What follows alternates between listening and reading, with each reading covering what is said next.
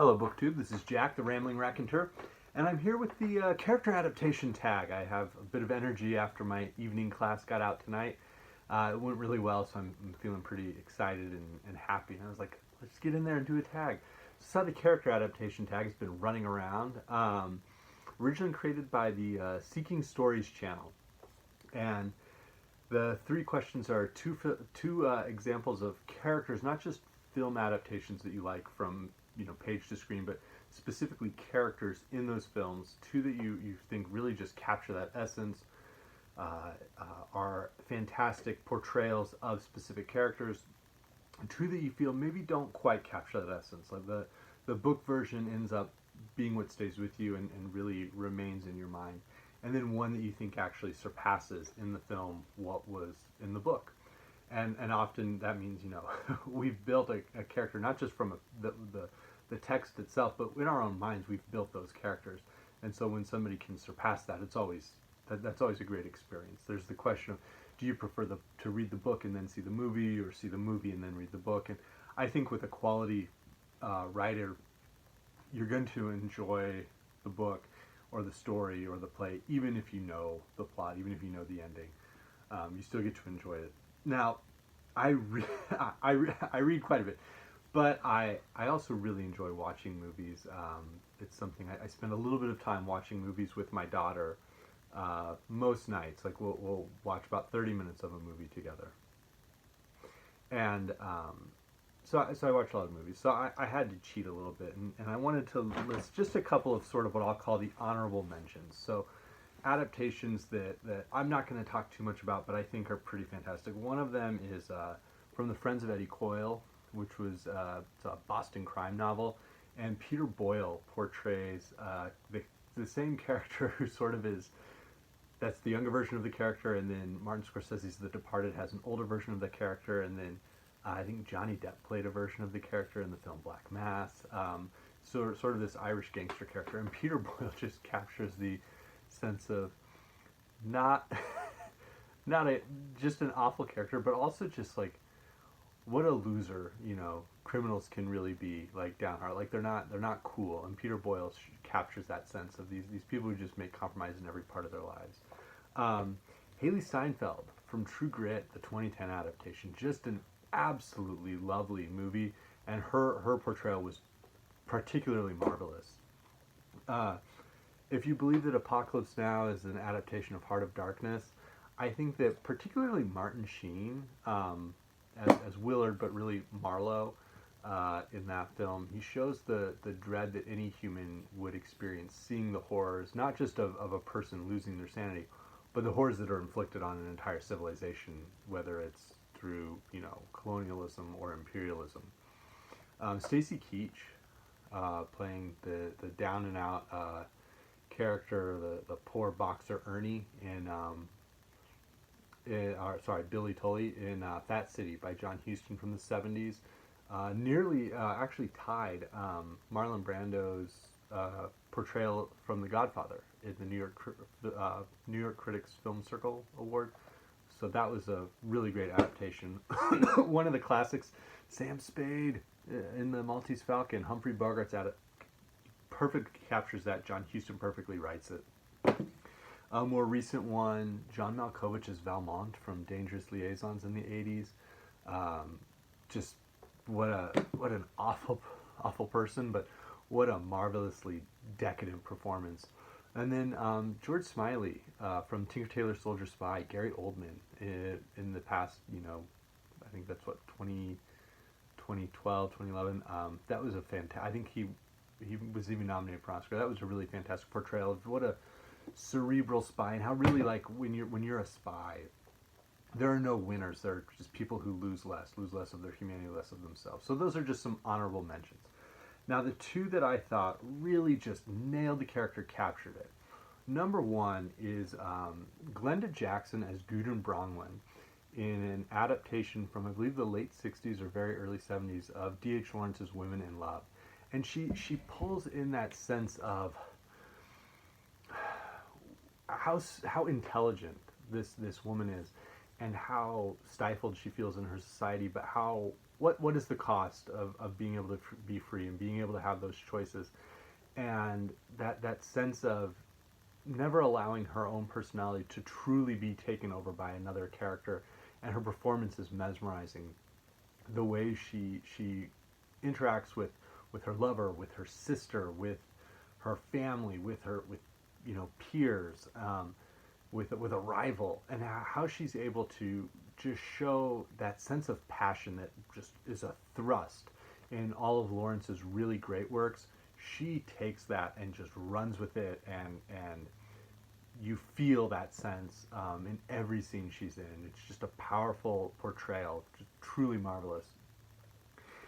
In that same film is Oliver Reed playing Gerald Kreitch, and I was like, oh, I could just like, she ends up. I think Gudrun is a stronger character than Gerald within Lawrence's work, and that shows on the screen. Glenda Jackson's character and portrayal, I think, is a little bit stronger and deeper than Oliver Reed's performance. But Oliver Reed is Athos from the Three Musketeers in the 70s, and then the Four Musketeers. There we see a performance. I mean, I would still place Glenda Jackson's above his in that film too, but that just gives you such a sense of who are these musketeers? What are they doing? They're brave, and they're innovative, and they're courageous, and they're also fools who drink too much and just stumble to success as often as they're actually victorious. But Oliver Reed takes his own demons, I think, from who he was personally, and taps into that for Athos, and just shows easily the darkest of the Four Musketeers, including D'Artagnan. Oliver Reed, it just shows what that darkness looks like, and how that Athos's past casts a deep shadow over every choice he makes, over every duel he fights, over every interaction he has about love or about honor or about service, and Reed just seems to capture all of that and show us such a fully formed person. It's Athos is such a great character. All of the Musketeers are these great archetypal characters, but when Reed performs as Athos, he just taps into a depth of feeling that's quite wonderful. And so that was Glenda Jackson as Gudrun Brangwen in Women in Love, and Oliver Reed as Athos from the Three Musketeers. Two of my favorites. Two that I didn't really feel quite captured it. I thought about Dune, and I don't know that that's really all of the actors' faults. I think that was more writing. So I wanted to try and come up with some different acting choices. And so one of those is maybe controversial, I don't know. And I don't have my book copy with me. It's in another room where someone's sleeping right now. But one of those is James Dean playing Cal Trask in East of Eden in the 1950s. And I know that that's considered a wonderful performance, and not a huge fan, personally. I love East of Eden. I think it's probably my favorite novel of Steinbeck's. I think it's a strong work, and I don't feel that the movie from the 50s as a whole totally works, but I feel particularly that some of Dean's choices just don't make sense. The way that there's the famous scene where he gets so excited and shows all this energy about the sprouting beans, and Dean's just giggling around and laughing. And then there are later scenes where he's interacting differently, and it just doesn't quite work. I don't think it's true to what Steinbeck's vision was, for East of Eden as a whole, but specifically for Cal Trask. And I don't think as an interpretation it just works. I'm not a fan of it. The other one, I ended up not going with Dune, but the other one would be the adaptation of the Iliad. And it was hard to pick one specific one, but I think the triple portrayals of Orlando Bloom's Paris / Alexandros. I'm trying to remember who it was. Was it Brian Cox who did Agamemnon? And then whoever they did Menelaus, they just killed Menelaus off, which is kind of depressing. Menelaus is the original beta male of Western literature, and is a really well-drawn character in the Iliad, and they just killed him off. Paris Alexandros is, we get to laugh harder at him in the Iliad than anyone else, and he is just more pathetic. There's none of the strutting and the arrogance that everyone else can see through, that Homer shows. And Agamemnon, I think it was USA Network Television did an adaptation called Helen of Troy where they had Rufus Sewell as Agamemnon, and he absolutely portrayed that sense of arrogance and but cerebral intelligence and manipulation and realpolitik, and he showed that sense of uncompromising attitude, but also this recognition of I can't do all of this on my own. Like I'm not. I might be the most powerful king, but I'm not the most powerful warrior and able to win it all on my own. And in Troy, they just butcher these characters into these two-dimensional pastiches that just make they're just video game characters, for lack of a better term, that seem to just be operating on this plane that is totally uninteresting. And it's embarrassing. So those are two that I didn't really feel pulled it together. That was James Dean in East of Eden from the 1950s, and then a whole portion of individuals, but specifically the portrayals of Paris and Menelaus and Agamemnon in Troy from, I think it was like 2004. Now, I was really torn trying to come up with one character adaptation that I think is better on film than in the book. And I ended up having to cheat and come up with two. The first is the adaptation of The Prisoner of Zenda.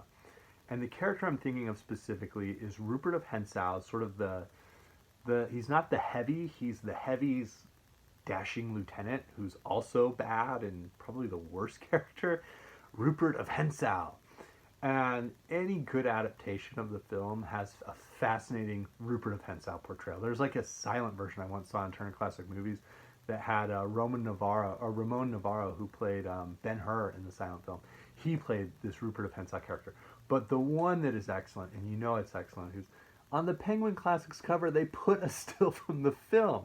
And it's Douglas Fairbanks Jr. going up against Ron Coleman, but Douglas Fairbanks Jr., the man in black, plays Rupert of Hentzau. And he is the most fun villain ever. And the character's awful. The character is willing to basically assault women. He's a traitor. He's a liar. He's not just a traitor to his country, but he is going to then betray his own faction because he's too ambitious. He is loathsome. And he's by far having more fun than anyone else in the story on that screen. He's a well-crafted character by Anthony Hope, but when Fairbanks is just swashbuckling, the way he has his lines, the way he carries himself, he has so much swagger, and it is a real delight. I've watched the film with my daughter, my older daughter who's 3.5, and sometimes we'll just put on the scene at the end where Ronald Coleman's false king goes into the castle to try and rescue the real king, and they have the one final duel. It's probably my favorite sword fight on film. And the beauty of a great sword fight on film is you get the dialogue in between, and Fairbanks makes the most of it. His Rupert of Hentzau is absolutely just so fun, such a delight. The original Man That You Love to Hate. So that was one, but I couldn't separate that one from this other one. One of my favorite films and one of my favorite books is The English Patient, which was written in the, I believe, the late 80s and filmed in the mid-90s. And within the book, in my opinion, and I've read it a few times, I really think Hannah the nurse, is really the main character of the story and of the narrative, not Almashi, the English patient. But when they did the film, and I think everyone in the film is perfectly cast, marvelous. Someone, I think it was Brian at Bookish, talked about Howard Zinn that way, and I was like nodding on, like, yes, I agree. But with The English Patient, I think when they went to do the film, they amplified a few of the characters, specifically Almashi and Katherine Clifton, the two characters who are falling in love in the past and are going to have this tragic love story. And they took Katherine Clifton as a character, and the writers made her. They just made her intelligence a little bit more obvious. The way she quotes Herodotus and retells the story of Candalus and Gyges, and the wife who Candalus, shames and betrays, and who Gyges then is willing to murder for. The way that they have Kristen Scott Thomas, who the actress who's in the role, she just captures that intelligence, that sense of really having purpose and will, and not just a character that goes along with what her husband wants or what her lover wants, but has her own sense of destiny and has her own desires and her own ideas, and that she wants this life. It's such a fun character, the way she sings and slowly draws Almashi out. But the way she's frank and says, even though I'm going to engage in an affair, I still love my husband. And it's such a three-dimensional portrayal. It's such a well-crafted character and well-acted character. And so the two that I really think, like when I think of all the movies I've watched, all the books I've read, the two that jump up on screen are Douglas Fairbanks Jr. as Rupert of Hentzau in The Prisoner of Zenda in the 1930s, and Kristen Scott Thomas as Katherine Clifton from The English Patient, filmed in the 1990s. So that's the character adaptation tag. I haven't seen Noah from Everyone Who Reads It Must Converse do one of these, so I'd always be fascinated to know what he's thinking about. Thank you, BookTube.